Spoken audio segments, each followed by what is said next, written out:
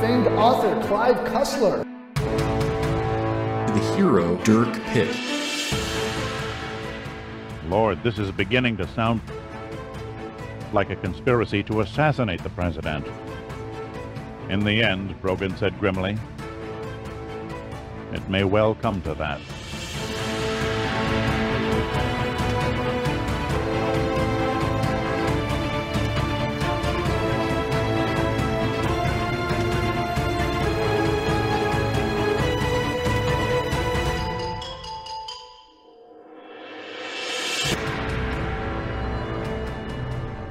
Deep 6. Episode 4. Wednesday Drugs. And something else overrated, even though nobody's asked me, but fuck you for coming back up in the world again, the Olympics. God damn, I hate the Olympics. It is not worth it for anyone. You cannot convince me.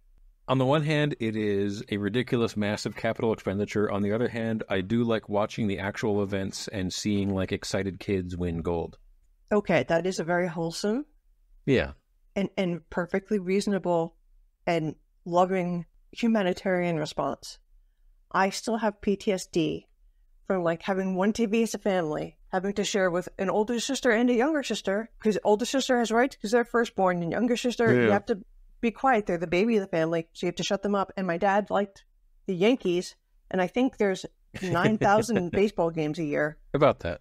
So I figured, okay, I get to catch up on my reruns. In the summer, here we come. And then every once in a while, the Olympics would come along and be like, no private strangers for you. No lifestyles of the rich and famous or a Knight Rider or MacGyver. No, it was all taken away. But yes, there are people that strive and take their families out of poverty because they can shot put or luge. That was almost my wife. They could fix a whole village of cleft palate orphans because somebody can luge. All right, I have one bit of on-topic banter to get to. At the very end of Deep 6, but when we finally get to the end, I want to take like 5 minutes and talk about the book as a whole and then try and rate it, because that was something I wanted to do with Mediterranean Caper, and we just kind of like, we got to the end of the final episode and went, oh, fuck, we're done, and then we ended the episode without thinking about the book or rating it. And I'm realizing every other podcast who does stuff like this, they have some kind of rating. The Escapist Room rates it like out of 10, whatever it was happened on that. Yeah, that's a good idea. On that episode. I think for the Uncharted episode, it was out of 10 flying galleons. They are making a number 2 for Uncharted. Ah, of course they are. And then, after we're done with Deep 6, I figured a good pit stop episode in between Deep 6 and I believe Treasure. Hold on, just let my daughter finish blowing her nose. And the foghorn is done. Okay. After Deep 6 and I believe Treasure, a fun pit stop would be to just like off the top of our heads, go back and rate the previous 6 books. Like we'll just dedicate 5 or 10 minutes to each book, talk about what the fuck happened, and then, you know, back rate it so we can have ratings. You're a masochist. Ratings for all of them. It'd be fun. I listened to Kill James. I'll do it. I'll do it. But I've done a lot of things that I know going in are a bad idea. But sure. I listened to Kill James Bond, and every now and then, when they need like a filler episode, they'll do like starting from the very first James Bond movies, like Dr. No forwards.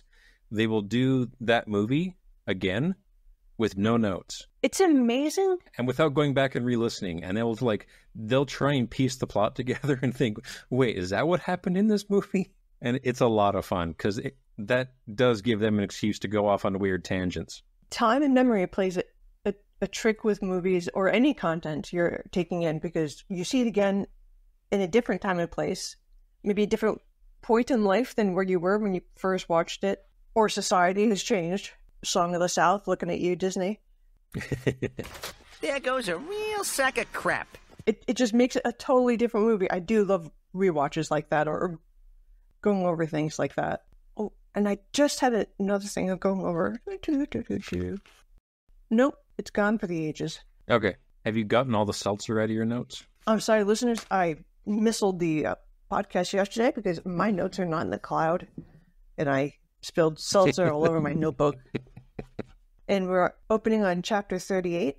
Lugovi leaves for breakfast, the way we all Wish we Do you want to could. do the Welcome to Cussler Hustlers? Oh, I forgot all about that. Yes, everyone, welcome to Cussler Hustlers. It's the only leftist Clive Cussler podcast ever to have existed. I'm your co-host Nancy. Over there is my co-host Tucker. Hi, hi, Topper. Didn't you just call me Tucker? Topper. I did, because I have a brain like a shot glass, and if you keep filling it in, other stuff spills out, so there's no object permanence for knowledge. But that is Topper over there. Topper. That is your name. I'm Tucker. Now you are, if you must be. No, I don't want to be him. That's bad. I'm Topper. Hello. Okay, there was a Topper decapitated this week, and never mind.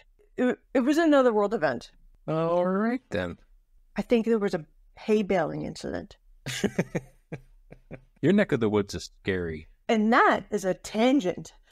Yep. Anyway, we're here looking over, we are looking at chapters 38 through 51 of Clive Cussler's Deep Six Dirk Pitt novel. I know you're surprised. He's in this. Shocked, really. This is quite a shock. On the other hand, it's not surprising in the least. I wrote down the name Suryov because we were complaining about how do we pronounce this guy's name. I've come to the conclusion Clive Cussler hated his readers. The audiobook, I was very careful this time. Definitely says Suvorov. Suvorov. It is spelled Suvorov. Suvorov. That's mean. really rural juror of him. But his first name's Paul. So Yeah. he's Paulie. Just like Sal is Elevator Joe. And yes, Elevator Joe. May he rest in peace. I think he exploded, right? Not yet. I hope not. Oh, okay. I'll rush it. Yeah, chapter 38. If we remember from last episode, maybe the episode before, it's hard to keep track. Suvorov is the KGB agent who is currently hanging out with Lugovoy and his Korean-funded, also Russian-funded, American government brainwash program. He got swept up in the net. They thought he was one of Lugovy's sci-fi psychological hitmen. No, he's just regular KGB, run-of-the-mill henchman. They did their jobs just a little too well. They got residual henchmen. Bonus henchmen who don't believe that this is actually a Russian plot. One of the main themes of this book is communists are all untrustworthy, lying backstabbers who hate each other. So this Russian agent is trying to sabotage this other Russian plot because he doesn't think it's a Russian plot. Which can be a real Ouroboros of activities if Yeah. you don't trust anybody ever at all times. Hi, it's your mom calling. Are you sure? No way! Prove it! Verify. What was your mother's name? No, you would know that. That's public record. But yeah, it's almost midnight, and the Americans in their brainwash tubes start waking up. What the hell is this? Some kind of tube? Yes, because Paulie Suryov, Paulie, had, in our previous episode, had taken all of the psychopharmaceuticals and sedatives and replaced it with water. Hopefully, this stuff is safe to cut out of your life cold turkey, because, oh gosh, are these people going to wake up with the tremors? That's fine. No, yeah, going from, like, extreme psychopharmaceuticals that are playing with your brain chemistry to none, to zip, is going to be great. I hear it works out fantastic. My notes say that Suvorov starts neck chopping all the science nerds and starts letting the Americans out of the tubes. Except the president, because he's still asleep. Was this like your EDM festival? People in tubes, neck chopping? Our tubes were glowing. Luckily, the rest of Suryov's medical expertise comes into play here. He hits two men, Senator Latimer and so-and-so, I can't recognize my handwriting. He hits them both with a stimulant. So this guy's really radically sure of his KGB medical school credentials. Because when he was shadowing Lugovy the other day, he didn't know anything about anything. It was very clear he was just, I am henchman, I pick up things and I smash skulls. And today, he's dealing with a whole host of medical malpractice. But he can't get the VP or the president. But the other two guys he whisks out of there. And as we know, the elder statesmen of the U.S., they can pivot on a dime. So these guys, he's got an arm around each shoulder, and he's trying to escort them, kind of drag them out. You see in adventure movies, but in real life, you're really dragging people out. They have no idea what's going on. And these people just woke up out of a medically induced coma. They're not going to be easy to manage, and he's got 2 of them. But good luck, but he does it magnificently. Altogether, I'd say he's doing pretty good. He is ultimate henchman today. And Lugavoy finds him, and they just have like a circular, "You're the traitor. No, you're the traitor. No, you're the traitor. No, you're the traitor." And somehow Suvorov gets him onto the elevator with Larimer and Moran. Which is weird, because my notes for 38 says that Moran hasn't woken up yet, and he has Margolin. Yes. So once again, stop picking names that have almost all the same letters in common. I think even the editors and the typesetters got confused here and there with those names. Yep. But I do love Polysaryov went from goon to he can handle getting people out of the comas, giving them such expertise. He knows what amount of uppers to give them in the neck, and to get them out of the whole compound. He's really on his henchman game. We've not had such a capable bad guy so far, I don't think. Yeah, we zip into chapter 39. He gets to the top of the elevator with Larimer and Moran. The elevator door opens up to reveal 2 Asians waiting for them, because that would have been Lugavoy taking the elevator to meet his contacts. So Suvorov just shoots them and takes their car and drives off, and realizes that they're in friggin' South Carolina. Yeah, and he only has 1 brain and 2 arms, and he's got 2 semi-conscious people. I'm blown away by his follow-through today. Get this man a raise. Every now and then we get the hyper-competent henchman. He is the hyper-competent henchman, and my fear of having all of these people in headsets and under, like Lugove, when him and his team were being taken to their operation center, I thought it was way far away and distant 4 corners of the earth. No, they were out in the middle of the ocean. They didn't need bathroom breaks. I'm always wondering how much people get paid and where they go to the bathroom. Always. In the darkness, it seems that Suvorov left like just a warehouse at the end of a dirt road somewhere in South Carolina. But that will come back and prove to be wrong later. Oh. Because now we're in chapter 40 and it's Dirk again. They're at Dulles Airport. Dirk and Loren. Parting ways for now. Dirk's flying away to D.C. Loren's flying away to D.C. And the phony president, New Mexico, is having the photogs and the paparazzi look at him from afar. And they're all kind of abuzz because he hasn't talked to the press in days. I feel like this is a problem catering can solve. If you put in enough snacks, like good quality snacks, the press will stop caring. Oh my god! Oh my god! Where did you get that brownie? Over there's a big pile of them. It'll delay the questions. It might buy you a day or 2. Yeah, that's true. It might get to why are they giving us caviar at this point? Sushi nonstop? What are they hiding? It might have to get to that level. And it makes me realize how, I don't want to say bad, but I guess not as good as now cameras were back then, because one of them gets a 1 in 1,000 tight zoom shot from 110 feet away and manages to get good enough detail to see that the president is wearing a few extra rings in the wrong watch. I feel we would have 3,000 foot away cameras now picking out the pores on your face being in the wrong order. Some stuff of yesteryear was shot on film and it's been updated or manipulated for today's viewing mechanisms. But if you watch something that was made for TV for 1975, 1980, and you watch it as it was cut for that, possibly on original equipment, it looks like you think you're drunk. Sometimes it's not. Sometimes it's just bands of color and they're kind of separated. I can see why there was a lot of leeway for drunk driving, because you had to do a lot of cognitive realigning of what you're seeing anyway if you were an avid TV watcher. Yeah, film being developed was, I guess, a lot more difficult and a lot more at the whims of the market, how the chemicals were that year, back in the day. I watched a surprisingly long and detailed documentary about the 4K restoration of James Cameron's Aliens. And how come Aliens looks like that? Like, it looks kind of rough and speckly.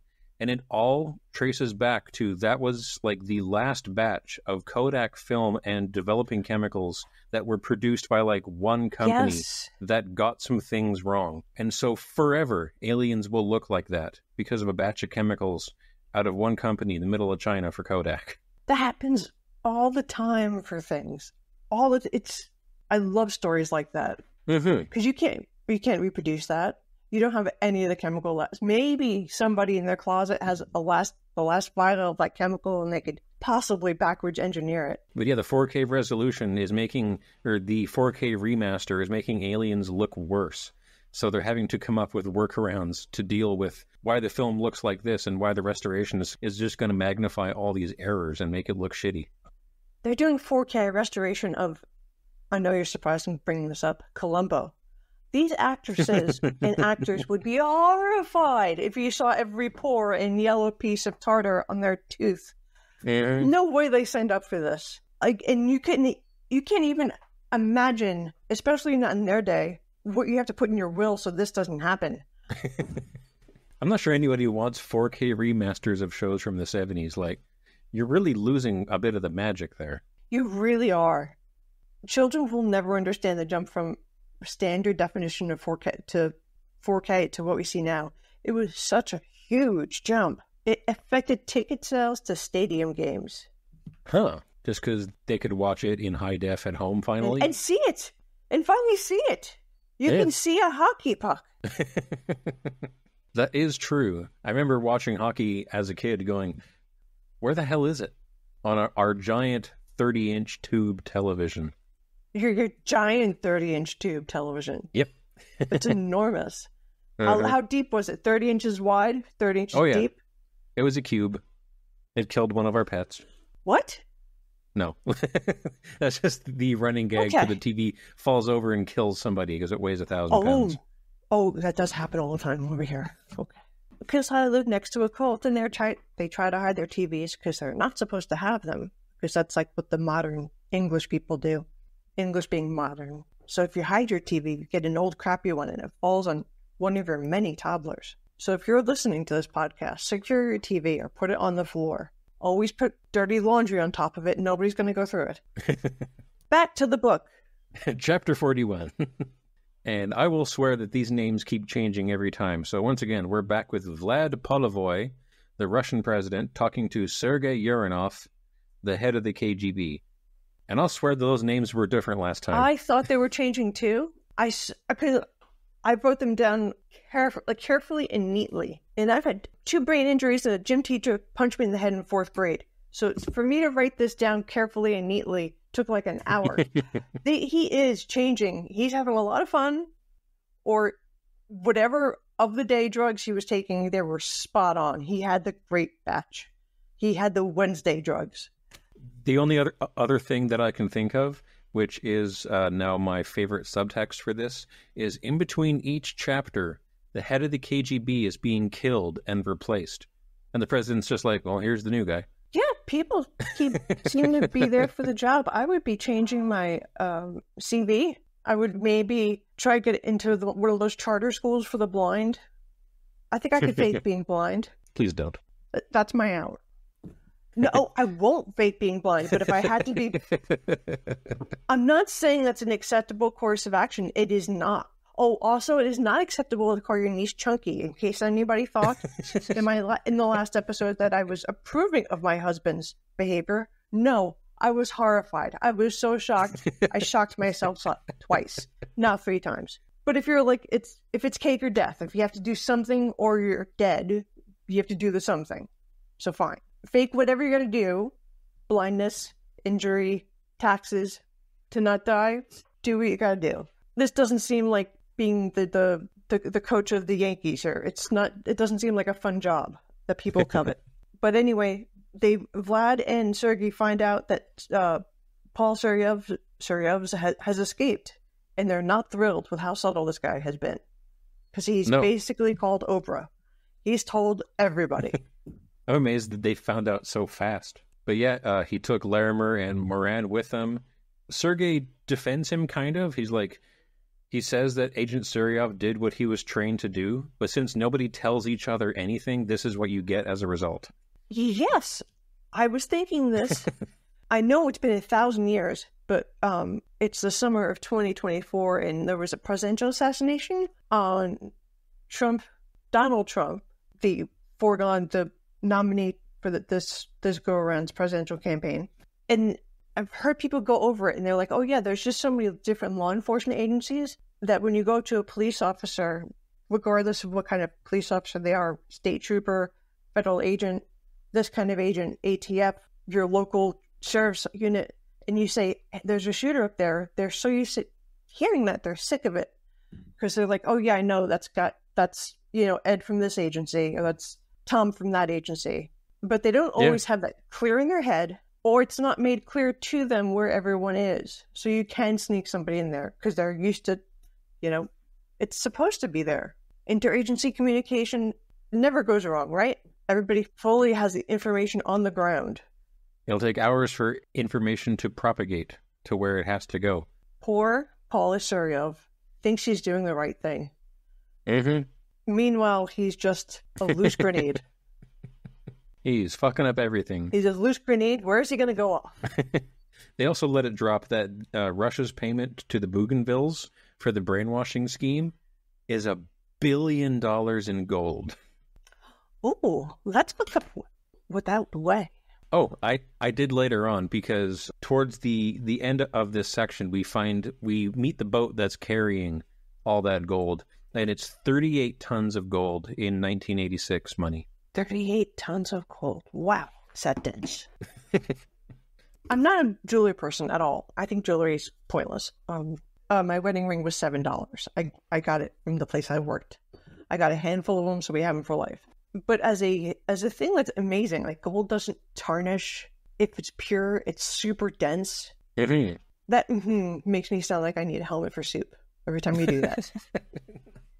I'm not trying to sound like that. That's just what I sound like. But it's a fascinating, as just a fascinating substance. It is a way we maybe should approach science instead of the way we currently do it in schools, because it's boring.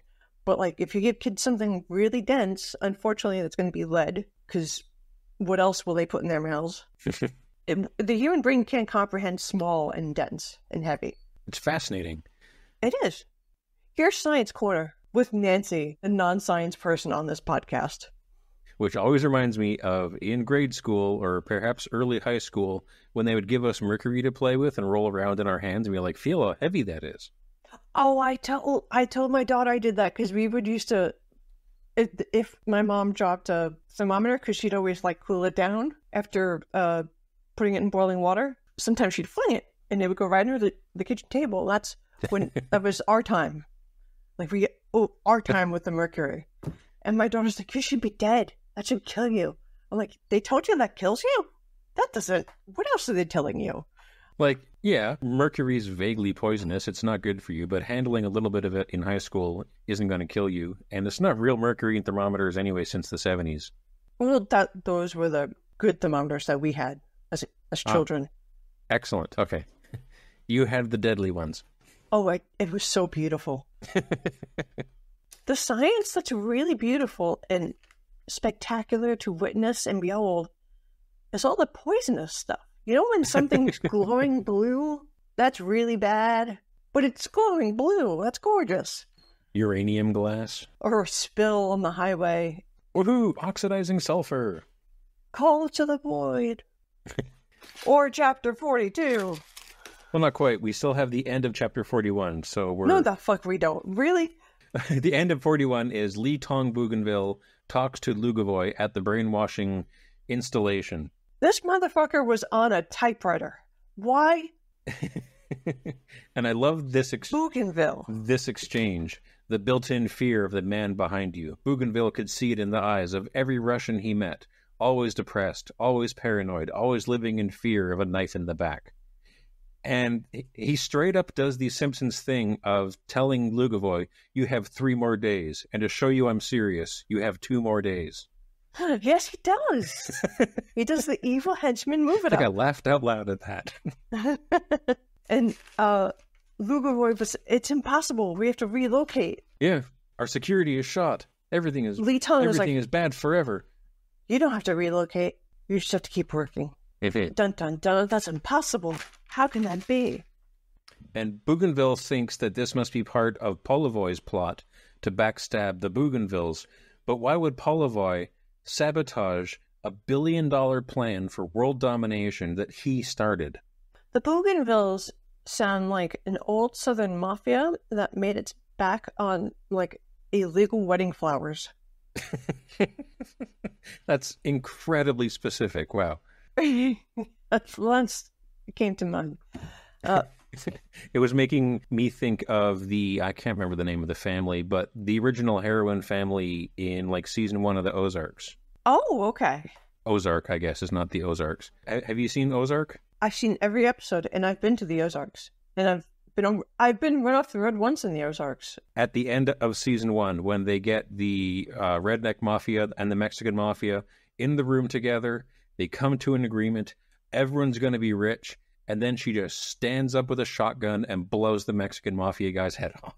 Oh, she's great. That is just, Like, it was all working so well just for a second, and now you fucked everyone. Congratulations. Good job. I can see why you're, in charge, have power and wealth. Yeah, that tracks completely. That is half the bad guys in these books. That's half the people in the world. Like, keep it together until your plot's done. Elon Musk right now is getting into a Twitter war because the only way he speaks to the mother of some of his children is through Twitter, because that's a healthy mechanism. And her grandma or Mima is dying, and she was like, please, I need my children's passports. And they're doing this whole Jerry Springer thing on Twitter because that's his living room. Yep. Everyone's crazy all of the time, even the wealthy people. Even the people you think have it together, they're crazy. Shooting yourself in the foot does seem to be a national pastime. Oh, yes. And in chapter 42, Pitt wakes up Hiram Yeager again, the hippie hacker, who I love his name. It's a million questions. When we get a sneaky advertisement, like almost subliminal. I wrote this down too. Hiram wakes up and he was like, by any chance, do you have any Celestial Seasoned Red Zinger tea? That's a very specific brand. I wrote that down. They just have to show how much of a hippie he is. Yes. Because I don't think Celestial Seasonings had taken over yet, but this was when Celestial Seasonings was a weird cult. It was a weird cult, and it had pre-Quiverful kind of vibes. That was a twinkle in the Quiverful movement. Not an easy thing to say. Quiverful movement. Which I learned about from Behind the Bastards. Oh, that's where you learned about it, and not the Duggars? No, it was the Behind the Bastards on the Duggars. Oh, okay.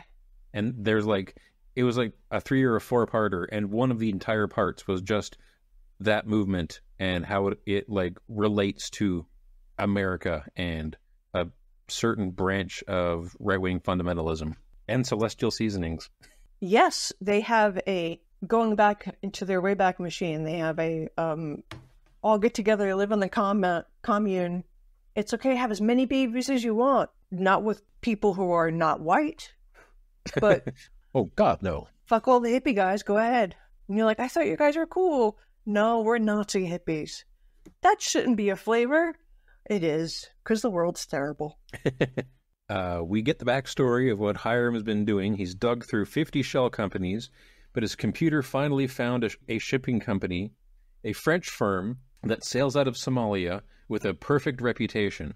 But when he dug into that one, he finds more shell companies and fake cargoes than there are gays in San Francisco. Bougainville Maritime.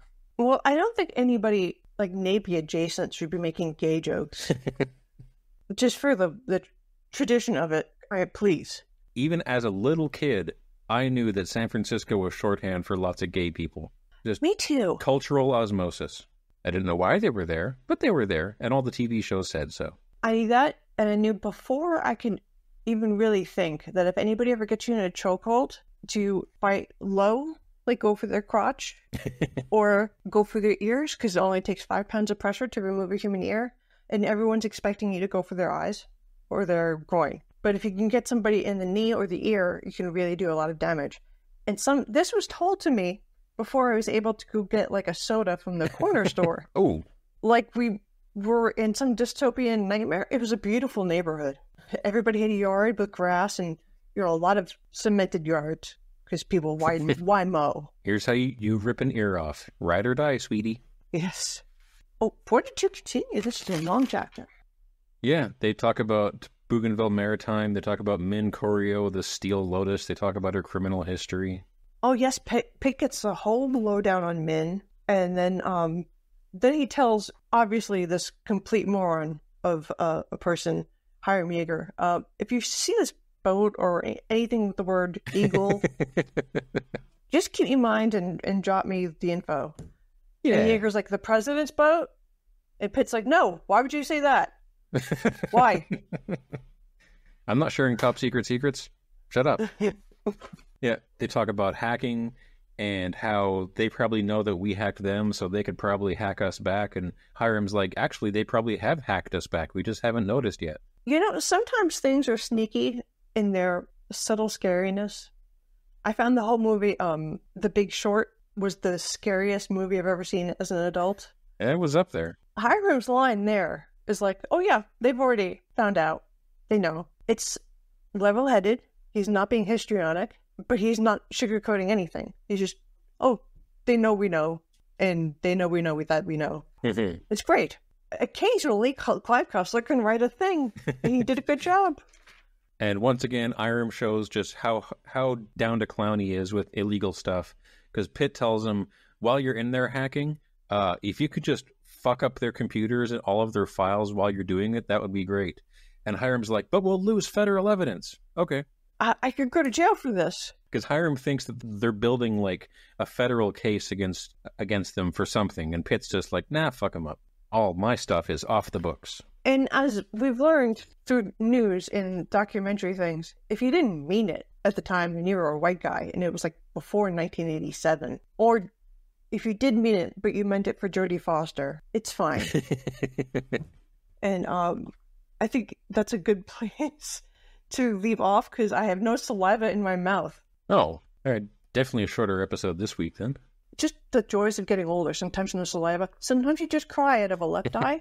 Jay will come in and be like, why are you crying? What are you upset about? I'm like, it's allergies. Shut up. I'm not upset at all. No, it's just a tear duct thing. I love getting older. It's novel, but it's hilarious. Oh, yeah. No, my back agrees, definitely. I'd say you need your poor back. More seltzer for the dry mouth, but that also leads to logistical issues. Oh, there's that.